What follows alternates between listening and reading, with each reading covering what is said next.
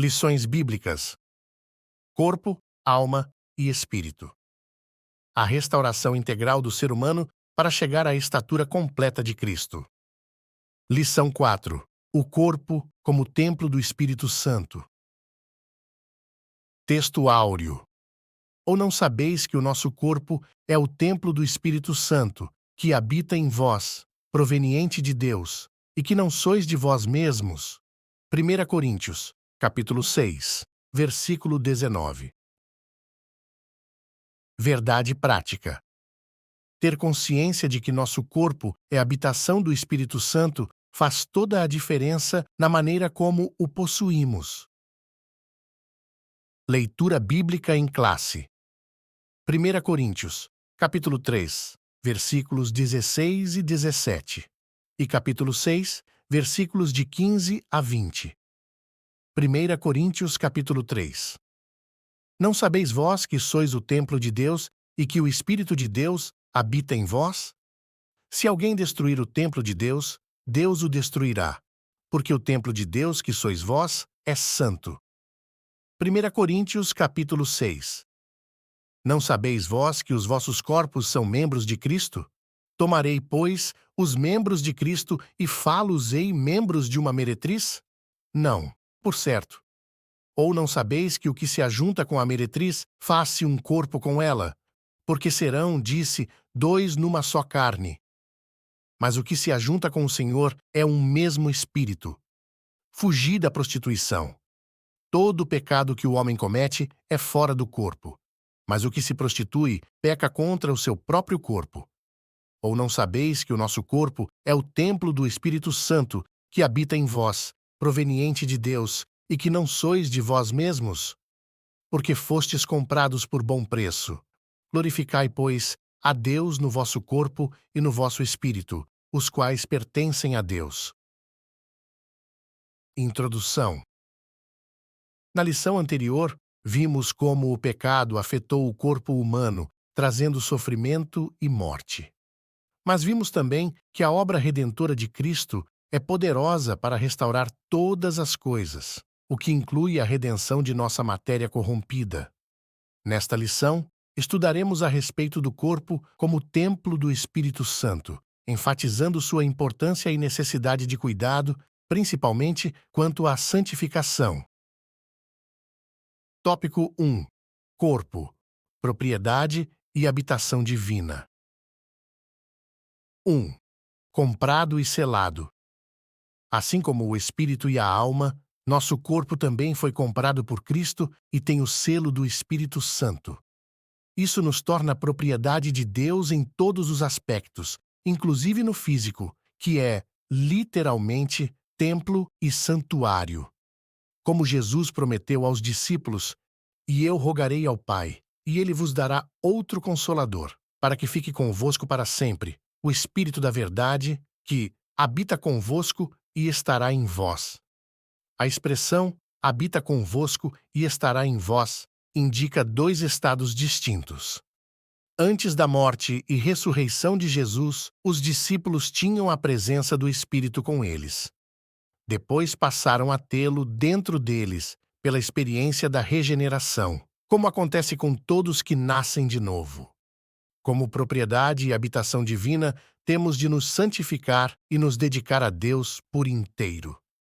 Enganam-se os que dizem que Ele quer apenas o coração. 2. Não sabeis vós?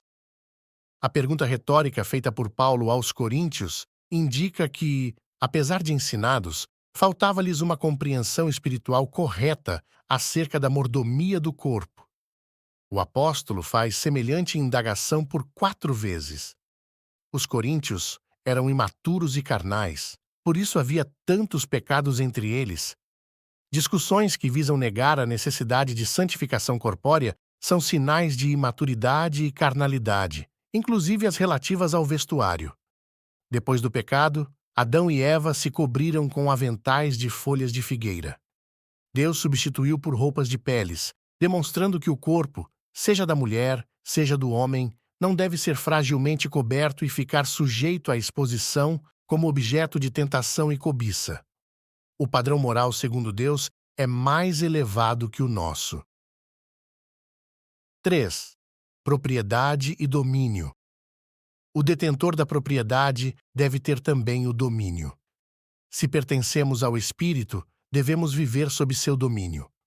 Como enfatiza Paulo, nosso corpo é para o Senhor e não para as impurezas. Somos membros de Cristo e templo do Deus vivente. Por isso, o pecado contra o corpo ofende gravemente a santidade de Deus e produz terríveis sofrimentos.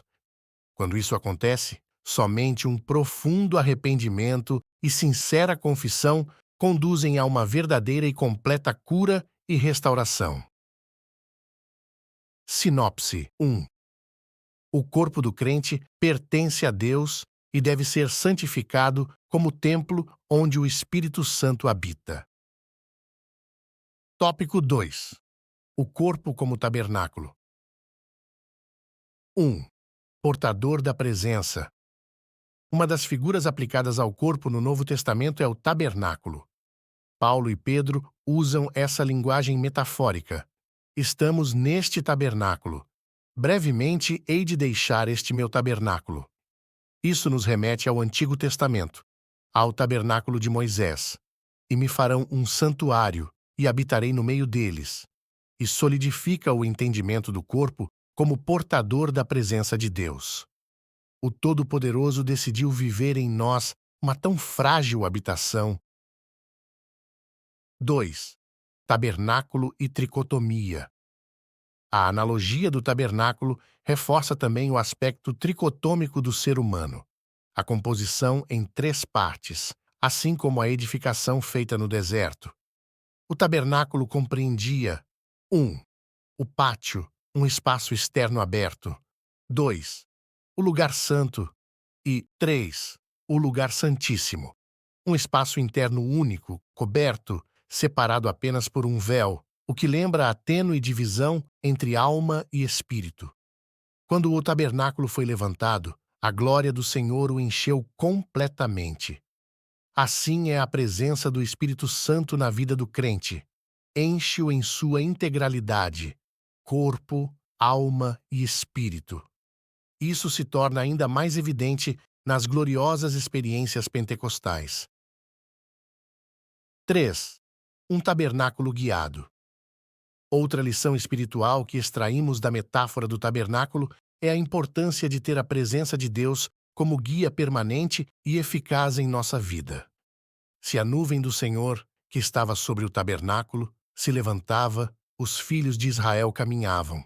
Se não se levantava, permaneciam no mesmo lugar.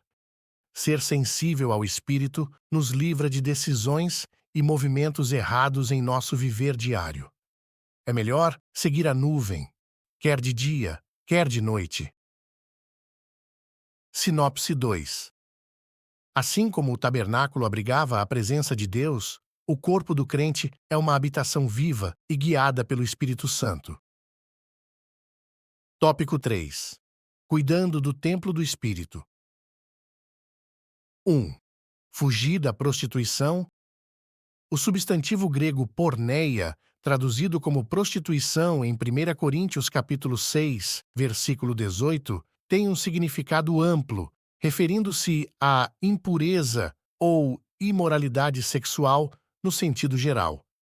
Toda a prática sexual fora do casamento está abarcada nesta expressão.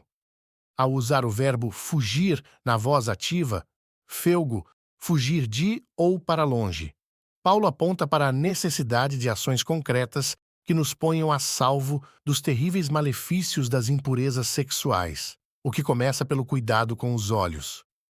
O que vemos e como vemos determina se nosso corpo será cheio de luz ou trevas. Além dos nefastos efeitos espirituais, os pecados sexuais produzem graves consequências físicas e mentais.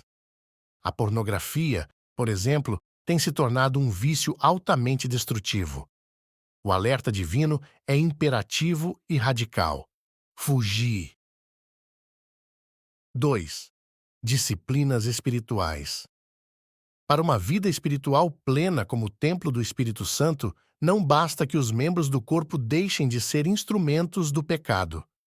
É preciso apresentá-los a Deus como instrumentos de justiça e culto, em sacrifício vivo, santo e agradável a Deus. É por meio do corpo que praticamos as mais importantes disciplinas de nossa vida espiritual, como o jejum, a oração e o estudo da Palavra de Deus, que são fundamentais para uma contínua e fluente agência do Espírito de Deus em nosso interior.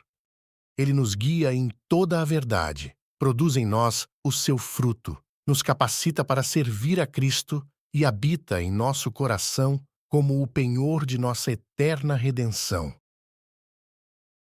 3. Disciplinas corporais. É um contrassenso ter o corpo como templo do Espírito Santo e tratá-lo sem o devido cuidado. Dentre esses cuidados estão a quantidade e a qualidade de nossa alimentação. Às vezes se afirma, em tom jocoso, que crente não bebe, mas come muito. Não seria reflexo da falta de moderação de alguns?